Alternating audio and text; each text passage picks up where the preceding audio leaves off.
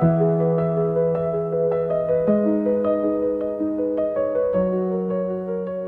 evening, everyone, and thank you so much for joining us, the Saskatchewan Federation of Police Officers, for our live webinar tonight. Just want to quickly introduce our amazing host tonight. I've worked with both these amazing presenters. I was in our vulnerable person vice unit and got to work with these two amazing presenters and their organizations. We got Jen Wenrick, the Director of Gender-Based Violence Prevention Services with Family Service Regina, and Crystal Giesbrecht, PhD, Director of Research, Provincial Association of Transition Houses and Services of Saskatchewan. So, who is the Saskatchewan Federation of Police Officers? Saskatchewan Federation of Police Officers are municipal police officers. We represent approximately 1,500 officers and members across Saskatchewan, including Regina, the Regina Senior Officers Association, Saskatoon Senior Officers Association, Moose Jaw, Prince Albert, Estevan, and Weyburn. We represent both our sworn and civilian members. Here's our board of directors. As you can see, myself with a little bit different of a haircut a few years back, but I'm the president, Casey Ward. Our vice president from Saskatoon, Chris Rhodes. Our vice president from Moose Jaw, Taylor Elder, and Darren Wilcox, our executive director. So why are we doing these webinars? We actually started off with a webinar for our members on mental health, and we decided that we wanted to continue on and actually do webinars to inform our people in our community. The SaskFed is committed to community safety and educating our people across the province. We want to bring our resources to not only our members, but to our community. We also want to promote the great thing that our officers do day in and day out throughout our community to serve you better. Now, with the Saskatchewan Federation of Police Officers, we have an annual crime prevention guide that can be located on our website, saskpolice.com. We've done approximately 16 of these crime prevention guides over the last 16 years in partnership with Fenity Marketing. As you can see here, we've done anything from teen drug abuse, elder abuse, suicide prevention, opioid crisis, cannabis. There's 16 different crime prevention guides. And if you just see, we'll click on the 2025 guide that we'll be talking about today, family violence awareness. There's a lot of great sponsors that help make this magazine go, but there's some amazing crime prevention tips in it, how to identify if you do see family violence and what to do with it. So this is free of charge on our website. All 16 of these are downloadable. You can flip through them free of charge. So please, if you have a chance, take the time. There's amazing crime prevention information on here that you can access 24/7. And now I'm going to turn it back over to Jen Renwick to start our live webinar. Thank you very much. Thank you very much, Casey. I'm very happy to be here tonight. First of all, it is an honor to introduce our speaker, who we're referring to as Sam for tonight. Sam has generously chosen to share her lived experience as a survivor of intimate partner violence. Speaking about such deeply personal experiences takes immense courage, and we are profoundly grateful for her willingness to lend her voice to us tonight. Her strength, resilience, and commitment to raising awareness helps to create space for learning, understanding, and change. So please join me in welcoming and thanking Sam for being here with us tonight. Hello. I'm just going to start out by saying my story is about 20 years old. I was in my late 20s. I was an independent, lively, outgoing individual. I worked 2 jobs. I actually, all my life, I've worked in the community sector, human services within the city of Regina. At that time, I was actually working in justice and the community sector. And I ended up in a relationship with somebody I probably didn't expect to end up in a relationship with that person, but the person seemed good at the time. And I guess my loving, giving heart always wanted to help people and ensure that people were going to do better. I was in a relationship with this person for 4 years. And in the beginning, it was fine. The domestic violence, or interpersonal violence, I guess it started very smaller, like shoving, The shoving ended up being a punch. Me being the person that I was, I think I always thought I should help rather than, call the police, and always hoped for the change. And I mean, obviously the person always came back that they were so sorry, and, perhaps they were under the influence, but things didn't change. Things didn't change. And as time went by, the abuse got worse. And again, I would charge him. And even with the most amazing domestic violence worker that I had, I still would try to get him out. He didn't need jail, he needed help. And it took me, I would say, probably 3 or 4 times of putting him in jail and getting him back out. Finally, one day I was left in a pool of blood, and I realized my eyes were swollen shut, and I was left in a pool of blood. And that's when I realized that this person can't change, or they're not willing to change. This is not my fault. I was tired of lying that, oh, my black eyes happened because I hit the ditch and, hit my head on the steering wheel, and making up lies for him, or why I couldn't see my friends anymore, or why I had to cancel on family events, even my best friend's wedding, things like that, that I just needed to be able to tell the truth. This, like I said, it was not my fault. This was his issue. It wasn't my issue. My issue was that I wasn't telling the truth, and I wasn't watching out for myself. I was too codependent in trying to help somebody else that I was forgetting about myself. So that day I did call the police and I pressed charges, and I never looked back at moving forward with my own life. I went through the court process. He tried to take a joint submission. They did, the Crown and the defense did a joint submission offering him 18 months. I read my victim impact statement out, and just to show people how oftentimes these individuals never change. He actually got bail when he went to jail for my charges, and got out and then abused another lady. So I read my victim impact statement out.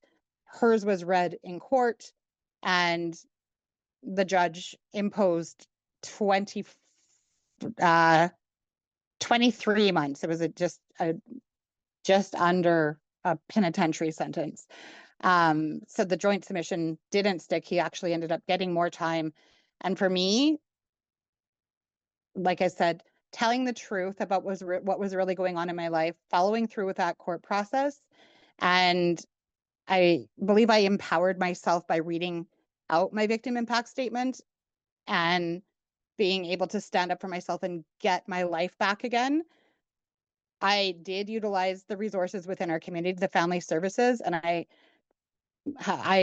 thank God for the lady that I had as my domestic violence worker, because she didn't give up on me, and she pushed me to be who I am and get on with my life, gain control of my life again.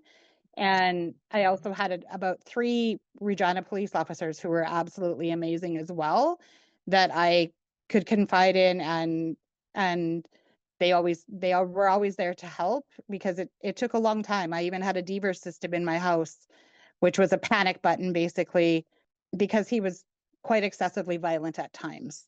So I do want to let people know that you're not alone. This can happen to anybody, and that we do have amazing resources and amazing people in our city that can help us get on with our lives and escape this. You don't have to fall victim to it, and you don't have to live like that. Your life is worth so much more, and sometimes it just takes being able to gain your life back. I didn't have to go into a shelter, but I do recall my parents. I mean, I guess I would have been in my late 20s. my parents lived in the States and driving up 17 hours to come and move to like my brother's house. I think that was a turning point too, was my parents realizing that my parents were so fearful that I was not going to be alive anymore, that they drove up and were trying to move me so that I would continue to be safe. It just made me be more truthful with myself and with others. And I just feel that, nobody obviously deserves this, and these people need to be held accountable. And please realize that we do have supports out there, and it can happen to anybody. Thank you, Sam. Understand that's very, very tough.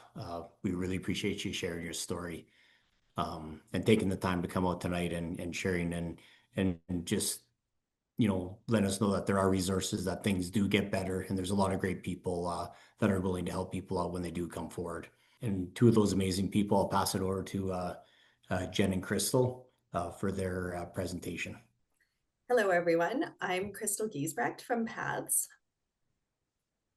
And I'm Jen Renwick from Family Service Regina. The Provincial Association of Transition Houses and Services of Saskatchewan was formed over 40 years ago to connect the domestic violence shelters and counseling agencies in Saskatchewan that support victims and survivors of intimate partner violence. We're a nonprofit, and we design and deliver training for organizations and professionals, including police, legal professionals, intimate partner violence professionals, as well as many different businesses in Saskatchewan. In my role, I conduct research to answer questions that are relevant to survivors, our member agencies, and our partner organizations. My research at PATHS largely focuses on different aspects of intimate partner violence in Saskatchewan and includes survivors and service providers as research participants.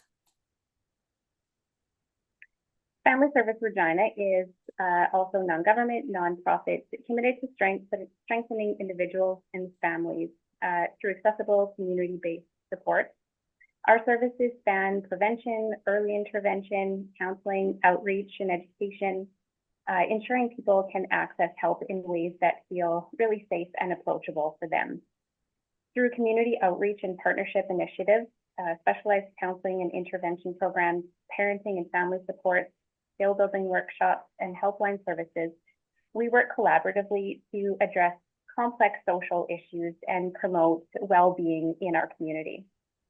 Our gender-based violence unit is a foundational part of our organization, which provides specialized support to individuals and families who have been impacted by intimate partner, family, and sexual violence, offering trauma-informed services that promote safety, healing, and a roadmap to long-term stability.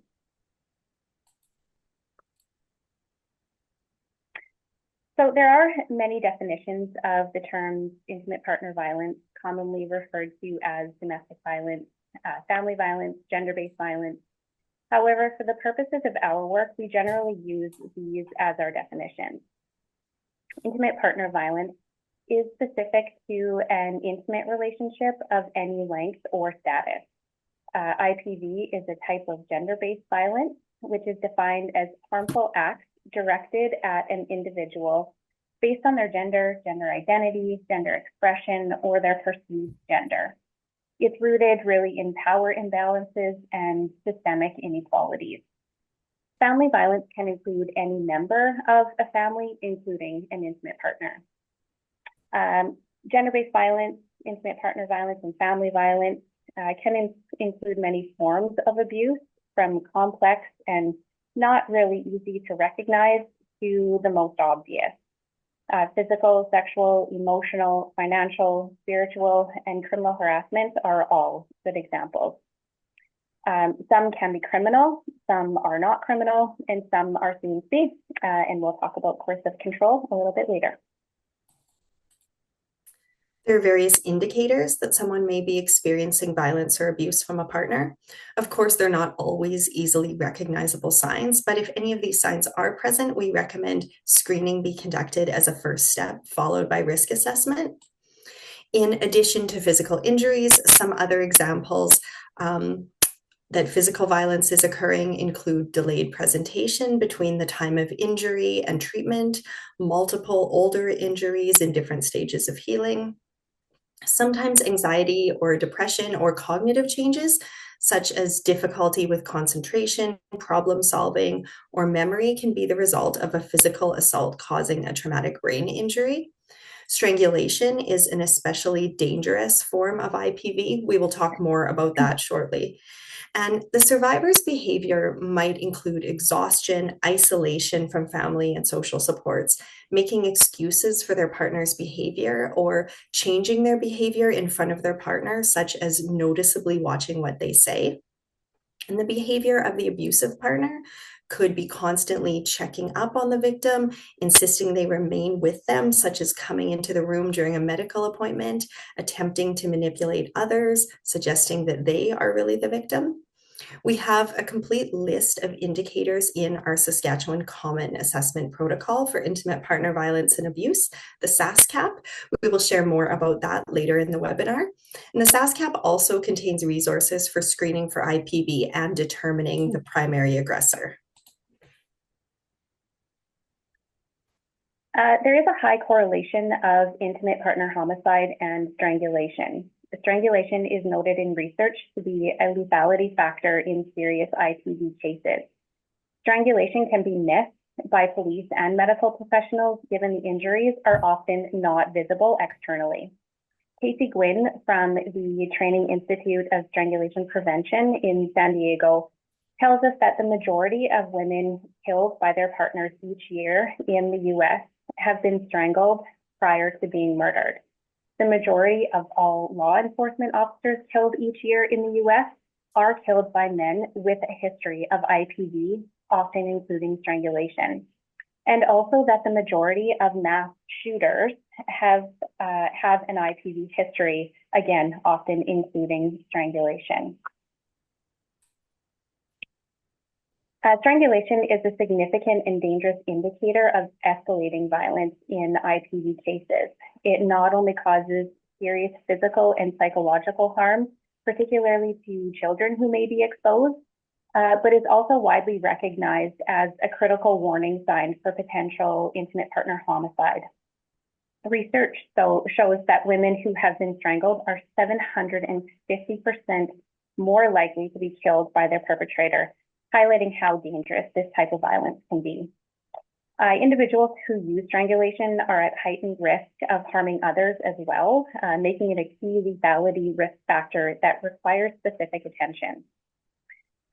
Further reinforcing this research, the Canadian Criminal Code was amended in 2019 to update Section 267, assault with a weapon or causing bodily harm, and Section 272, sexual assault with a weapon or causing bodily harm, to specifically include strangulation, suffocation, and choking as distinct offenses.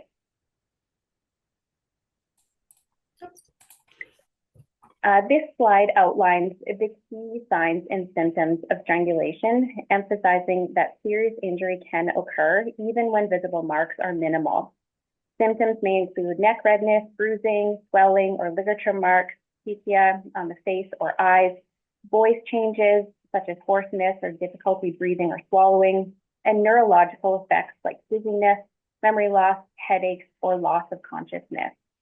The range of symptoms across multiple body systems highlights that strangulation is a medical emergency and a significant indicator of escalating violence. So here may be as good a time as any to discuss language. The terms choking and strangulation are often used interchangeably in everyday language, but medically and legally speaking, they mean very different things.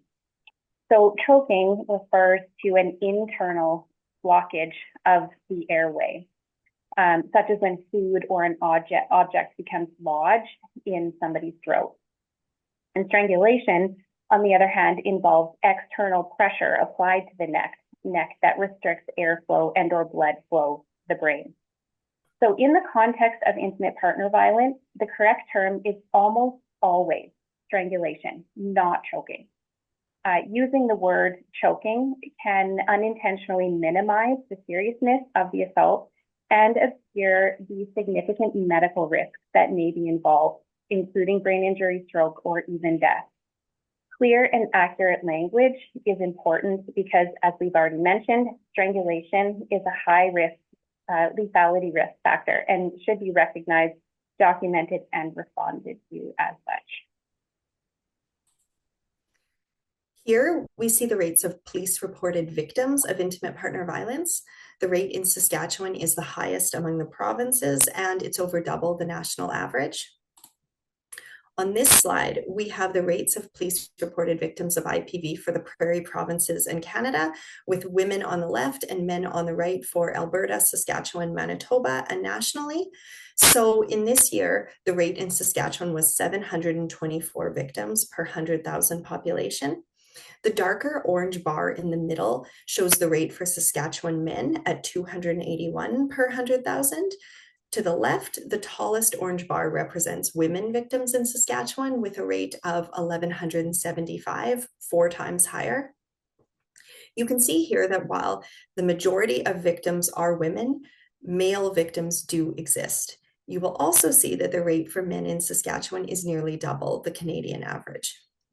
Other data from Statistics Canada shows that women are 6 times more likely than men to report being sexually assaulted, 5 times more likely to require medical attention after an assault, 3 times more likely to be physically injured, almost twice as likely to be threatened with a gun or a knife, and much more likely to fear for their own lives and the lives of their children. And you might wonder how much of the gender difference here is a reflection of reporting versus what is really happening. One form of data that is sadly very accurate, though not without its challenges, is homicide data. While we consistently see that among police-reported victims of IPV, about 80% are women, when we look at intimate partner homicide or femicide data, we see that victims are consistently about 80% female. Here, we're looking at the gendered rates, but we could examine these data in different ways. For example, if you break it down by north and south, you see that IPV in northern Saskatchewan is far higher than in the south. Statistics from official data sources do have several challenges. Intimate partner or domestic violence is not a specific criminal code offense.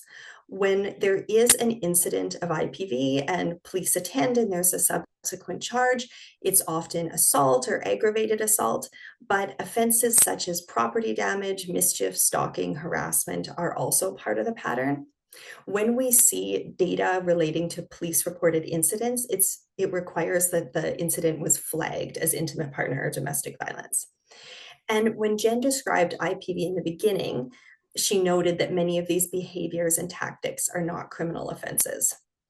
Currently, there's no criminal offense that captures emotional abuse, economic abuse, or controlling behaviors.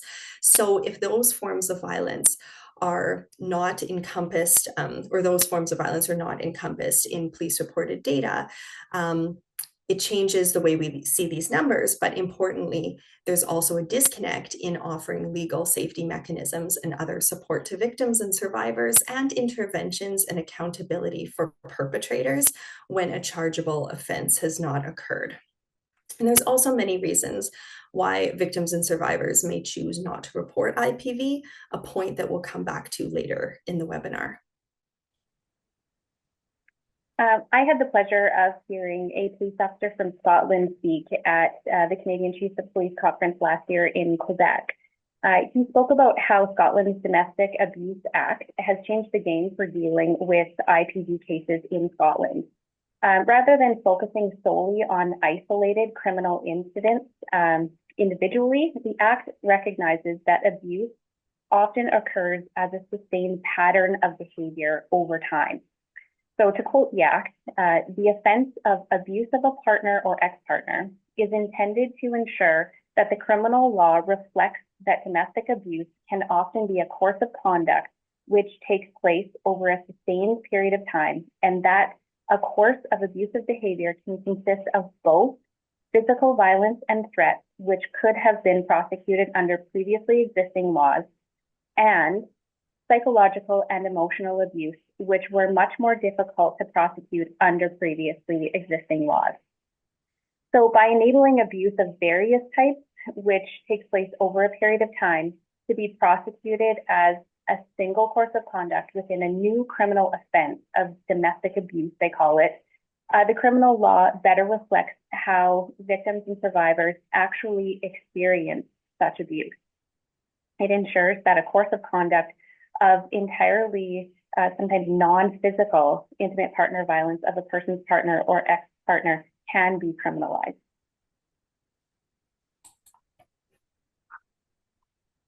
Indigenous women are victimized at higher rates due to the ongoing impacts of colonization, systemic racism, and intergenerational trauma, which have created and sustained social and economic inequalities. Policies such as residential schools and the 60s Scoop disrupted families, cultures, and community structures, contributing to cycles of trauma, poverty, housing instability, limited access to culturally safe services, and the list go on. These structural inequalities increase vulnerability to violence and reduce access to protection and support. As a result, Indigenous women experience significantly higher rates of severe family violence and are disproportionately represented among victims of femicide, reflecting broader systemic failures rather than individual risk factors alone. For organizations, particularly those that are non-Indigenous, intentionally incorporating the calls to action of the Truth and Reconciliation Commission and ensuring access to culturally safe supports and services is not only important, but essential now more than ever. It's common that when violence is being used against an intimate partner, violence is also being used against children. However, regardless of if children are directly victimized or if they're present to witness assaults, they're aware and they experience harmful impacts. Harm to children often continues or is exacerbated post-separation when the victim parent is no longer able to protect the child, or when children are threatened or used by an abusive parent in an attempt to frighten or manipulate the other. Children also learn from exposure to violence and may replicate these patterns in their own relationships. Coercive control is a dangerous and harmful pattern of abuse consisting of various actions by the perpetrator. We often cite this comprehensive definition of coercive control from the Saskatchewan Police Commission, which states that coercive control may include acute jealousy, degradation, micro-regulation of daily life, social isolation, disallowing independent thinking or decision-making, deprivation, surveillance, forced sex, sexual exploitation, shaming, forced adherence to a belief system that condones IPV, intimidation, and threats. These behaviors occur on a continuum and may or may not occur in conjunction with physical and sexual violence. This is a quote from Crystal's research into intimate partner violence and animal abuse from a survivor of coercive control. Evan Stark described coercive control as a liberty crime against women when victims are trapped in a relationship with a perpetrator who regulates their day-to-day activities. This leads to isolation, has an impact on workplace participation, and therefore really undermines survivors' economic stability and can have health consequences when appointments or medications are controlled by the perpetrator. In our work with survivors, we frequently observe that these forms of control lead to increasing isolation from family, from friends, and community support. Over time, this isolation can result in the survivor becoming highly dependent on the perpetrator to meet all of their needs, their emotional, financial, and practical needs, significantly limiting their capacity to safely leave the relationship. Leaving can feel overwhelming at times, even unattainable. Beyond the deep exhaustion that comes from ongoing control, survivors are often faced with the daunting reality of rebuilding a life that has really been systematically dismantled, socially, financially, and emotionally, making the path forward seem nearly impossible. Other common tactics used by coercive controlling perpetrators include jealousy, isolation, financial control, threatening children or other family members, even pets, manipulating children, stalking within the context of the relationship, gaslighting, and many, many others. Coercive controlling behavior is currently criminalized in the United Kingdom, Scotland, Ireland, Northern Ireland, and New South Wales, Australia. Canadian activists, researchers, and IPV professionals have advocated for a criminal code offense of coercive control. We see some of the potential benefits as enhancing safety by enabling access to protective orders, creating opportunities to intervene and manage risk posed by perpetrators, even when there's no physical violence, and moving from looking at incidents as discrete offenses to analyzing the pattern of behavior. Importantly, recognition of coercive control in criminal law would bring this in line with family law, including with the definition of family violence in the Divorce Act. And criminalization in other countries has greatly increased public awareness and awareness among police and other professionals as training has accompanied the legislative change. Currently, a new government bill has passed second reading in Canada's House of Commons. If this bill passes, it will create a criminal offense of coercive control and specify that femicide, including murder in the context of IPV and coercive control, would be considered first degree. I'm part of the Canadian Femicide Observatory for Justice and Accountability, which is an initiative that tracks and calls attention to femicide, the killing of women and girls, mostly by men because of their sex or gender, and working toward change.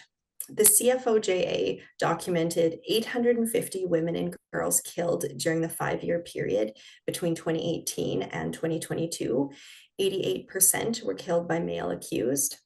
We've documented 580 victims of femicide confirmed killed by men in Canada since 2020. And on this slide, you see data from the year 2024, where you can see that 77% of victims were killed at home, 93% of perpetrators were male, half of femicides were perpetrated by current or former partners, and Indigenous victims are overrepresented. So at home here in Saskatchewan, the 2025 Saskatchewan Domestic Violence Death Review Report looked at 31 domestic violence related death cases between 2015 and 2020, including 34 homicides, 30 adults and 4 children, and included 4 suicides. The findings reinforce the gendered nature of intimate partner violence, with 83% of victims being women and 82% of perpetrators being men, with most victims being killed by a current intimate partner. We see here that half of these cases occurred in rural areas, highlighting the unique risks and service gaps outside of urban centers. This review highlights the need for coordinated prevention and intervention efforts across sectors. As part of this important provincial work, Crystal and I both served on the Urban Case Review team for the 2025 Saskatchewan Death Review, contributing to the recommendations focused on strengthening responses and helping to prevent future tragedies. Here are 6 key areas for action identified by the 2025 DVDR. The recommendations focus on strengthening education and public awareness, improving intervention strategies for perpetrators, and ensuring victim-centered approaches remain central in all responses. The review also calls for enhancements to legislation and policy, increased and more accessible services in rural and northern areas, and continued infrastructure development to support coordinated system-wide responses. Together, these recommendations emphasize prevention, accountability, equitable access to services, and stronger cross-sector systems to improve safety outcomes right across the province. Survivors of intimate partner violence often face complex and layered barriers that make ending an abusive relationship incredibly difficult. Many stay or return to the relationship due to fear of escalation, financial dependence, concerns for their children, emotional attachment, isolation, or the impact of coercive control. Abuse often erodes self-confidence and support systems over time, making independence feel overwhelming or even unsafe. Survivors may also struggle to report the abuse or follow through with the criminal justice processes, such as providing statements or complying with non-contact conditions. This can be influenced by fear of retaliation, pressure from the abusive partner or their family, economic instability, housing concerns, or mistrust of the systems that they are forced to deal with. These decisions are rarely simple or irrational. Oh, I'm so sorry, I lost my thought.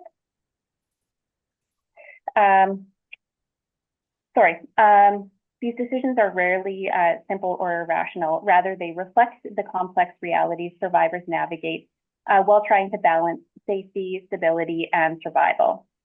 Survivors of intimate partner violence often face significant blame and judgment for staying in or returning to their abusive relationship. This criticism can deepen feelings of shame and isolation, sometimes making it even harder to leave. Those who judge often do not fully understand these complexities, or it may feel easier to question a survivor's choices rather than hold the person who's using the violence accountable. When survivors don't have their basic needs met, it's hard to plan for the future. Further, they may depend on the abuser for needs like housing and their contribution to the household expenses. Some survivors may need their partner's help with childcare while they work, and others know that they'll need to continue co-parenting with the abuser, leaving the children alone with them if they choose to end the relationship. In the context of domestic violence, the boiling frog analogy illustrates how abuse often escalates gradually rather than all at once. Just as a frog placed in slowly heating water may not immediately recognize the danger, a person experiencing abuse may not initially identify controlling or harmful behaviors as serious because they develop subtly over time. What may begin as small acts of jealousy, isolation, or criticism can progressively intensify into more overt forms of emotional, financial, physical, or sexual abuse. This analogy helps explain why leaving is not always immediate or straightforward. The gradual normalization of harmful behavior can make it difficult to realize the level of risk, especially when periods of kindness or reconciliation are mixed in. Over time, the survivor may become increasingly isolated and controlled, making the situation more dangerous while also making it harder to see and act on the need for safety. So to sum it up, the question we should be asking is not, why does she stay? But instead, why does he use violence? The Safe and Together model is a perpetrator pattern-based, child-centered approach to domestic violence that keeps the focus on the safety and well-being of the survivor and any children while holding the person using violence accountable for their behavior. Rather than blaming or penalizing the survivor for the abuse, the model emphasizes partnering with the survivor to strengthen protective capacities and keep children safe and together, hence the name, with the survivor whenever possible. It requires professionals to clearly identify and document the perpetrator's pattern of coercive control and abuse, assess its impact on the survivor and the children, and develop interventions that reduce risk without creating additional harm. So at its core, the Safe and Together model promotes collaboration, accountability, and safety-driven decision-making across systems responding to domestic violence. So this slide here highlights how IPV often intersects with other complex challenges that affect a family's overall functioning. So issues like housing instability, financial hardship, or school attendance concerns are rarely isolated. They are often shaped by the perpetrator's pattern of abuse. For example, chronic homelessness can disrupt children's education and access to food. Too often, mothers are blamed and labeled as neglectful, while the broader context of how that's happening is ignored. In many cases, housing instability results from repeated police attendance leading to eviction or property damage caused by the abusive partner.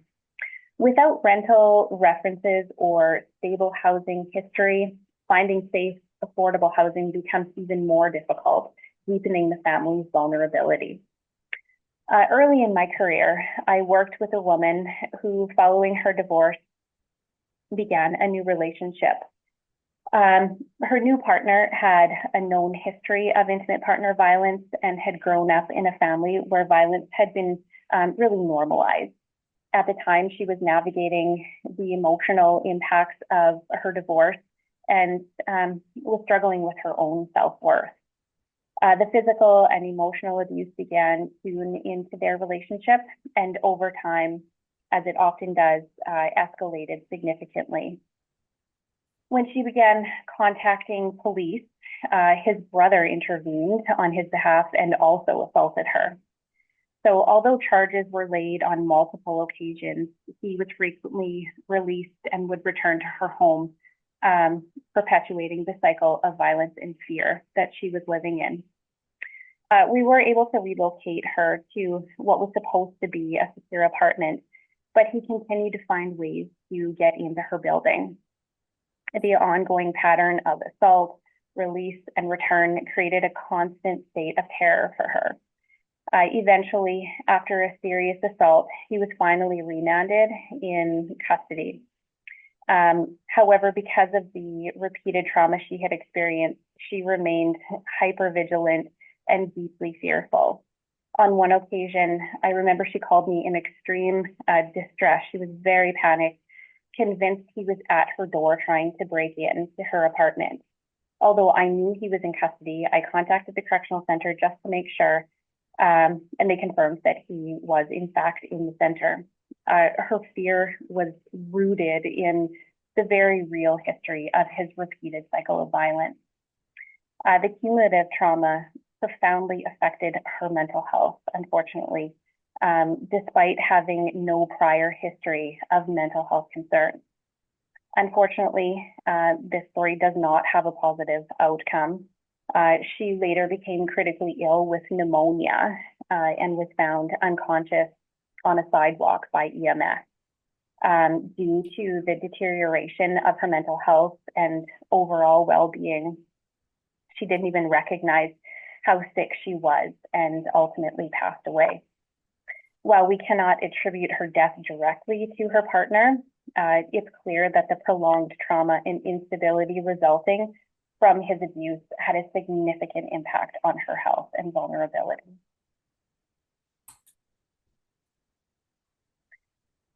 So building on the previous slide about how multiple factors intersect in situations of IPV, Family Service Regina partnered with Family Service Saskatoon to deliver the Early Intervention Project. Based on the understanding that addressing risk factors that are known can cause intimate partner violence, if we can intervene in those early, maybe we can improve outcomes for individuals and families. The program works with people who may be at risk of using violence in their relationship, while also strengthening supports for those at risk of experiencing the violence themselves.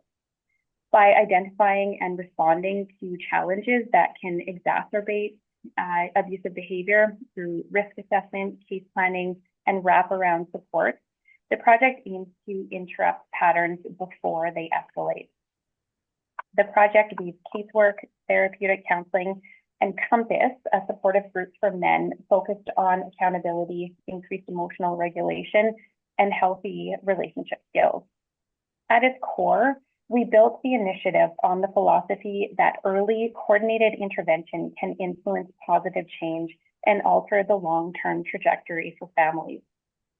This project is another example of strong partnership between frontline practice and research working together to create positive outcomes.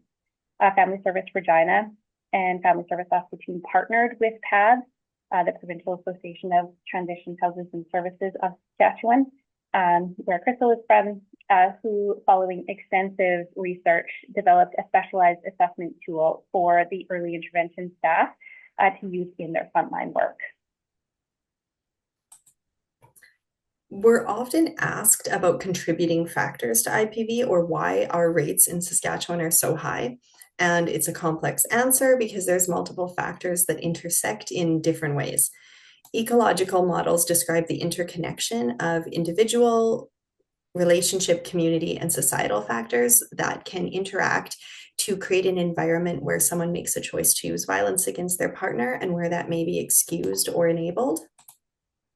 One example of a factor at the individual level in many, but certainly not all, instances is childhood exposure to violence. Other individual factors might be substance use or mental health issues such as personality disorders. And how this can result in a choice to use violence can be influenced by dynamics in the specific relationship and the community and cultural factors that normalize or excuse violence or limit access to services and support. As we noted earlier, there are different behaviors that constitute intimate partner violence.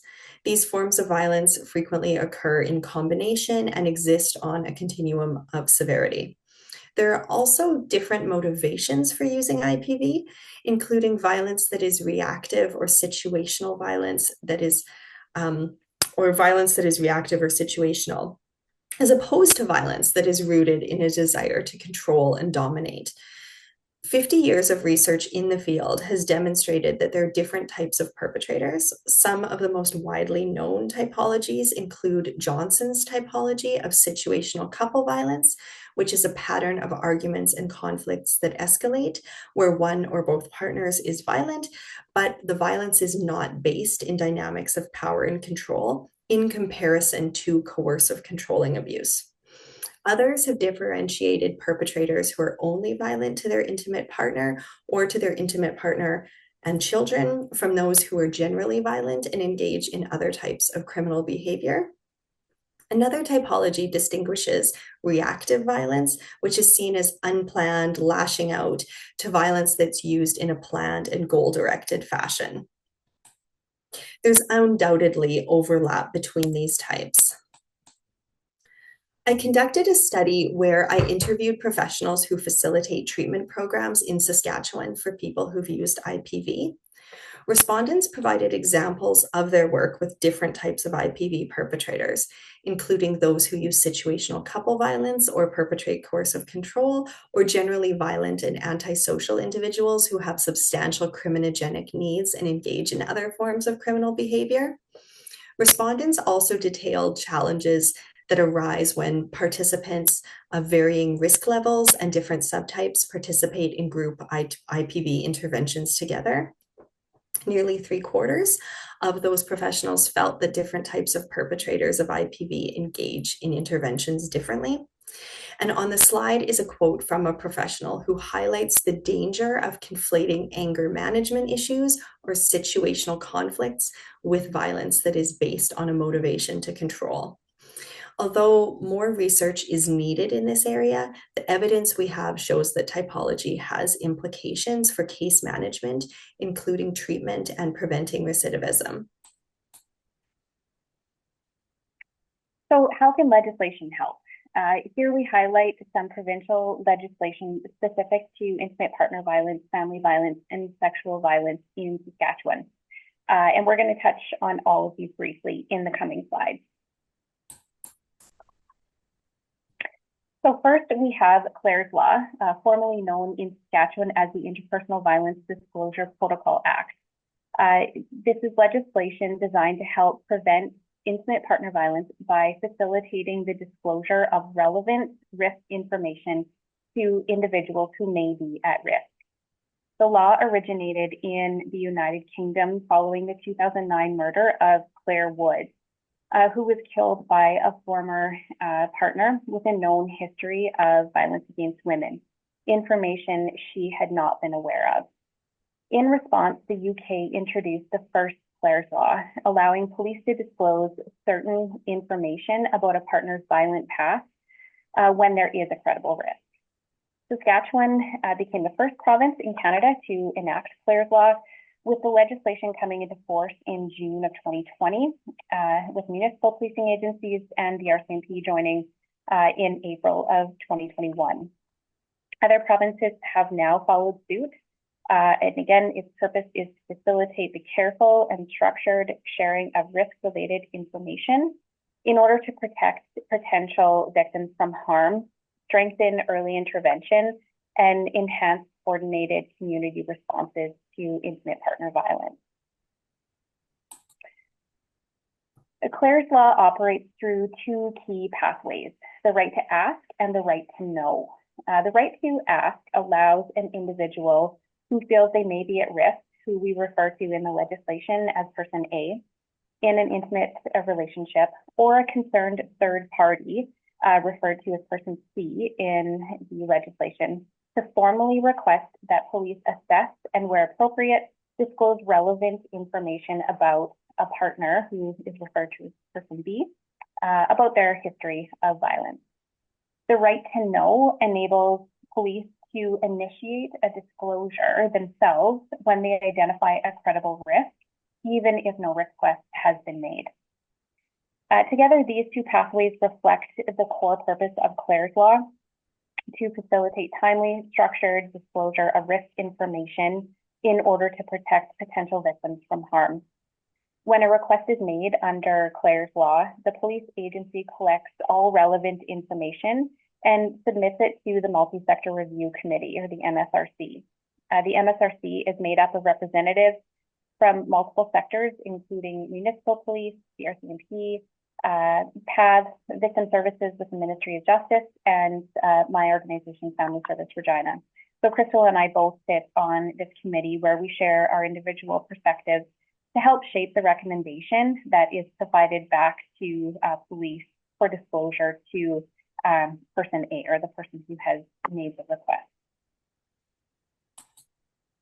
Clare's Law allows officers to proactively make a disclosure of risk and protects them when they do. Before receiving a disclosure, the person at risk confirms that the information will only be shared for the purpose of safety planning.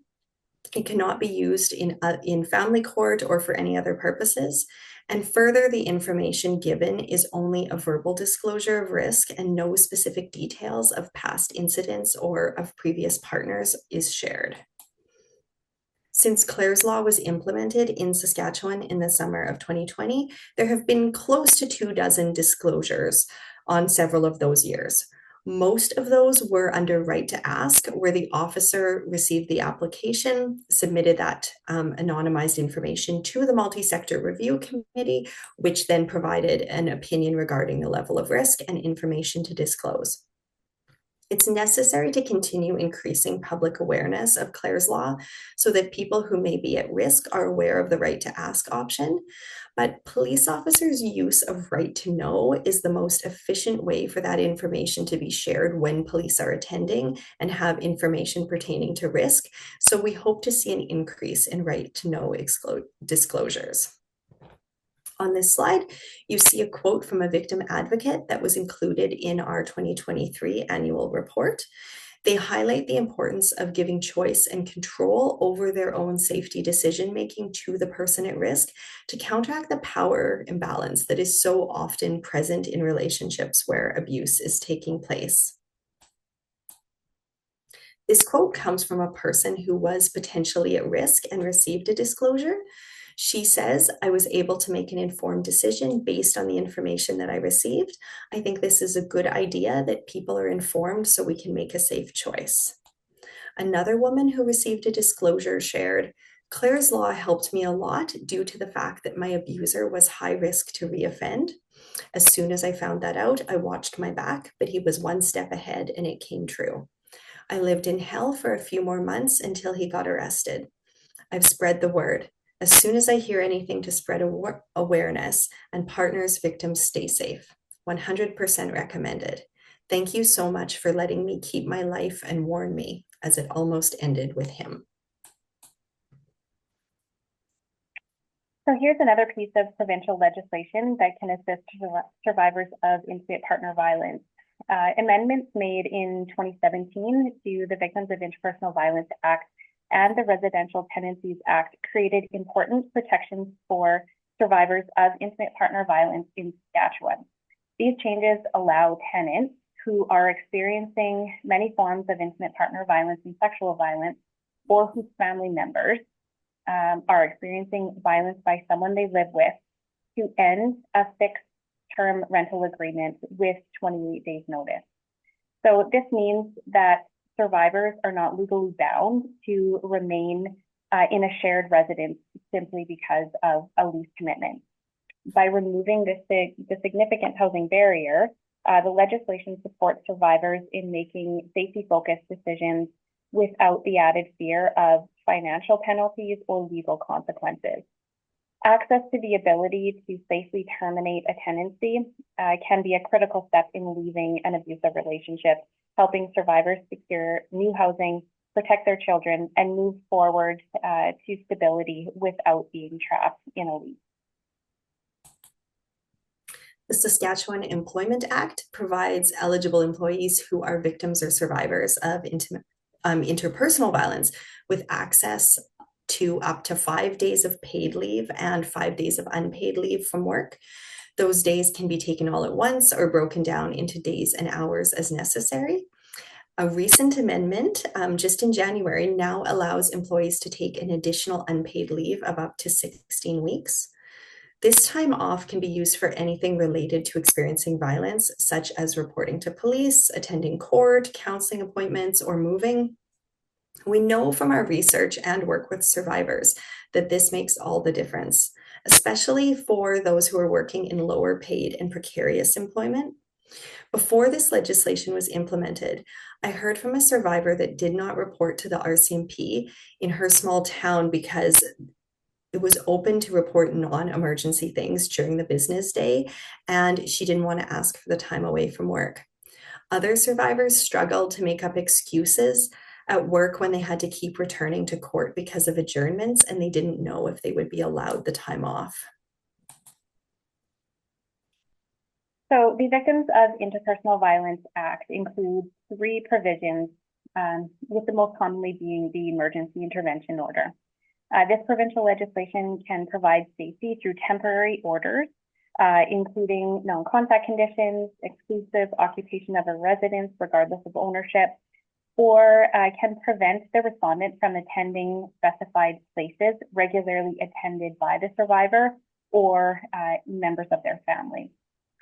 The Victims Assistance Order provides similar protections as the Emergency Intervention Order, but can add additional provisions such as monetary compensation, temporary possession of certain property, including vehicles, bank accounts, children's needs, identification documents, or even direct the respondent to receive counseling.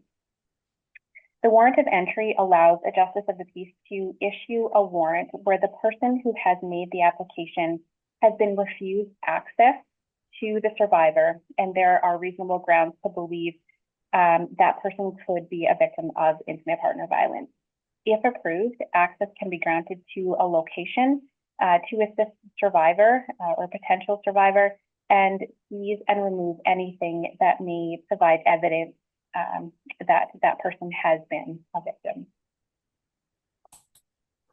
The Cyberstalking and Coercive Control Act became law in Saskatchewan in December 2025. This legislation amends the definition of interpersonal violence to include a pattern of coercive or controlling behavior or cyberstalking and online harassment. This legislation makes the provisions within the Victims of Interpersonal Violence Act available to those experiencing coercive or controlling behavior or online stalking and harassment. So now someone will be able to access the options that we just shared, such as EIOs, workplace leaves, or breaking a lease if they're experiencing these forms of abuse. Okay, so the last piece of provincial legislation that we're going to chat about is the victims' compensation. So victims of many persons' crimes, including offenses related to intimate partner violence and sexual violence in Saskatchewan may be eligible for financial support to help offset the direct impacts of being a victim of crime. If the offense occurred in Saskatchewan, was reported to police, and falls under the eligible criminal code offenses, survivors can apply for compensation without needing a lawyer within the specified timeline. The program can help cover reasonable expenses such as certain medical costs, counseling, including traditional Indigenous healing practices, lost income not covered by other benefits, damaged clothing during the offense, and even assistance with funeral expenses in the cases of homicide. This compensation framework provides practical financial assistance during an already overwhelming time, helping survivors access care, maintain stability, and focus on healing while navigating the criminal justice process. PATHS and Family Service Regina, along with our partners at Family Service Saskatoon, have been contracted by the Saskatchewan Ministry of Justice to create the Saskatchewan Common Assessment Protocol for Intimate Partner Violence and Abuse. The SASCAP will be available at the end of March 2026. The SASCAP is a protocol for identifying and responding to intimate partner violence and abuse, intended to be used by generalist and IPV specialist practitioners in the province. The SASCAP includes backgrounders on topics including coercive control, domestic violence-informed practice, the Safe and Together model, relevant legislation, and several others to build a shared understanding of IPV and ensure the use of common language. The SASCAP also includes a number of practice tools, including screening questions for victims and individuals using violence, the risk indicator checklist, child exposure indicators, guidance for determining the primary aggressor, and a safety planning guide. And the practice guides provide direction for using the tools, including screening, completing and interpreting the RIC, reporting to Child Protective Services, and engaging in structured safety planning. The goal is consistency and survivor-centered decision-making across sectors. We have an online tool that integrates the RIC, Risk Indicator Checklist, and Safety Planning Guide so that safety planning strategies are suggested based on the risk factors that are present. We have an online training module to support professionals in understanding the purpose of the SASCAP and the various tools and incorporate this into their practice. The risk indicator checklist in the SASCAP is largely based on the risk factors in Saskatchewan's Domestic Violence Death Review Case Review Risk Assessment Matrix. We compared those risk factors to the risk factors in multiple IPV risk assessments in frameworks similar to ours created in Australia, reports from other Canadian jurisdictions, and the risk factors in the police risk checklists used in Saskatchewan. The result is a RIC that contains factors relating to the perpetrator, children, and the survivor's situation. The RIC is comprehensive and includes over 50 risk factors. We've highlighted some that indicate a significant risk, especially when they appear in combination. Some of these include the immediate situation. Something to highlight is that the victim's intuitive sense of fear is demonstrated by research to be an accurate predictor of risk, and it increases the accuracy of risk prediction when it's used in combination with other risk factors. Other high-risk factors relate to the violent and abusive behaviors used by the perpetrator, relationship factors, including recent or planned separation, which we know is often a catalyst for increased violence and domestic homicide. Other high-risk factors relate to the perpetrator's attitudes, mental health, and substance use. And the intention is for professionals in various sectors in Saskatchewan to use the screening questions and use the screening questions and the risk indicator checklist provided in the SASCAP. So related to ways to respond, this is a very simple method that can be employed by anyone, not just professionals in the sector. PATHS delivers the Make It Our Business training program that was created in Ontario by the Centre for Research and Education on Violence Against Women and Children. We deliver this to workplaces in Saskatchewan. See it, name it, check it, or sync it is a guideline for having a conversation with someone who may be experiencing IPV. You could also use this if you're concerned that someone you know might be using IPV. Many people participating in this webinar respond to situations of IPV as part of their job, but this is also useful in circumstances where you have concern for a friend, family member, or coworker. This is a straightforward reminder to pay attention to what you see, have a clear conversation by stating what you have noticed and that you care and are available to assist without jumping to conclusions or taking over or wanting to solve it for them. The 3 R's also come from Make It Our Business. People are sometimes hesitant to open the conversation because they don't know what they will say or do if the person does disclose abuse. This model highlights the importance of everyone in the workplace being educated on warning signs and risk factors so that they recognize and respond in a way that is helpful, like on the last slide, saying, "I'm concerned about you, do you want to talk?" without jumping to conclusions or taking over, and to know what supports and policies are available within the workplace as well as in the community. Sync It and the 3 R's are simple strategies that you may want to share with your colleagues or pass on to others that you know. Rehearsing these 3 steps can help people to feel more prepared and less hesitant when they recognize warning signs.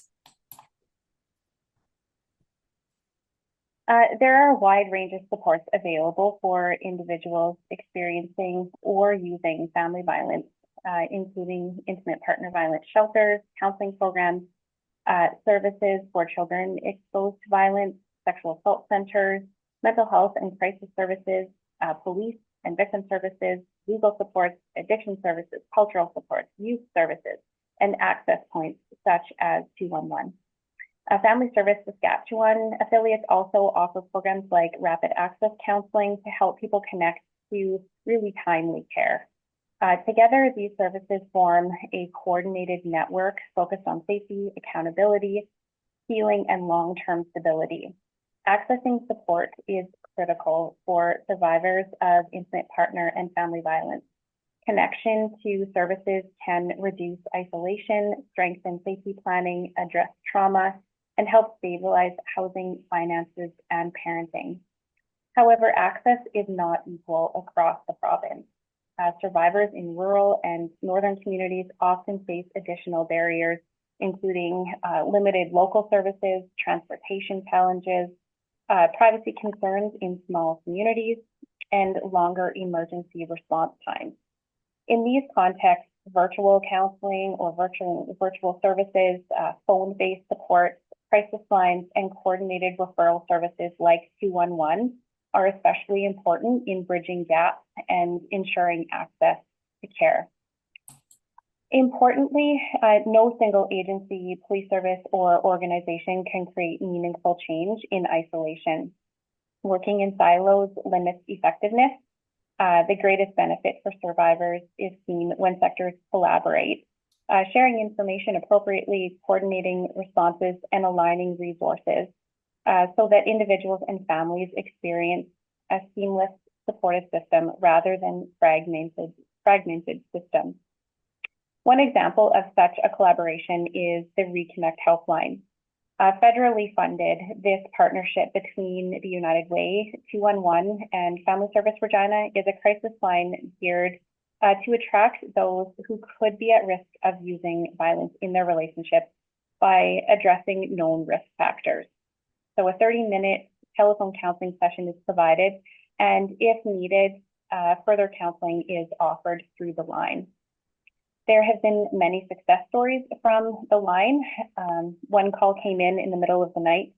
A man from a rural community called Reconnect, feeling overwhelmed and caught in a very typical pattern of violence within his relationship. He describes repeated physical altercations between himself and his partner, and was reaching out in a moment of crisis. So the counselor focused first on de-escalation, helping him slow down, regulate his emotions, and create immediate safety in that situation. Through empathetic listening and practical problem solving, the counselor supported him in identifying healthier responses, discussing accountability, and developing a safety plan to prevent further harm. In a setting where services can be limited and isolation is common, that late night connection for him was a critical opportunity to really interrupt the cycle of violence and support safer choices for him moving forward.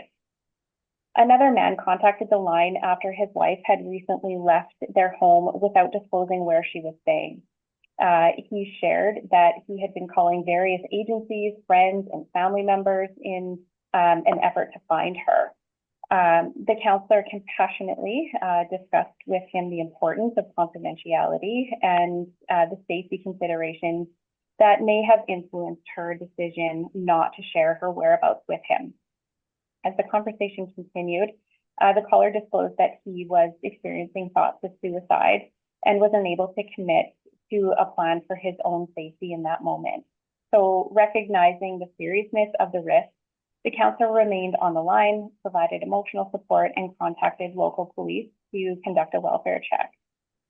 By responding to his crisis in that moment and connecting him to immediate support, the intervention not only prioritized his safety from suicide in that moment, but may also contribute to increased safety for his partner, addressing his mental health needs and stabilizing him during a time of really acute distress can reduce risk, interrupt escalation, and create an opportunity for healthier coping and accountability moving forward. On PATH's website, we have contact information for all of our member agencies, emergency shelters, second stage shelters, and IPB counseling programs listed. And we also have a list of programs for people who are using violence that take self-referrals. So this slide highlights just a few key online resources available to individuals seeking information and support. These include 211, which connects people to a wide range of community and social services across the province. The Regina Police Service Method Conflict page provides information about police response, support, definitions, warning signs, etc., as well as the Public Legal Education Association of Saskatchewan, or PLEA, website. They offer accessible information on family law and resources for those who have been a victim or survivor of abuse. These are only a small sample of many supports available across the province. And of course, if someone is looking for more specific information or services, we would be happy to connect that person to resources that are tailored to their needs. Thank you, everyone. First of all, I just want to thank these three amazing presenters, especially Sam for her very powerful story and sharing that. Wasn't easy. Really want to thank these presenters for taking the time to educate us, everyone that was on here. We also would really like you to connect with the Saskatchewan Federation of Police Officers. So there's multiple ways you can do it. SASpolice.com is our website. That's where you can locate all our crime prevention guides, any information about the SASFed. We're on X at SASFedPO, Facebook, and LinkedIn. We just really wanted to thank you for coming out tonight, sharing your time for us. And as usual, please stay safe. And if you need to contact us in any way, you know how to contact us. So have a good night. Thank you and stay safe.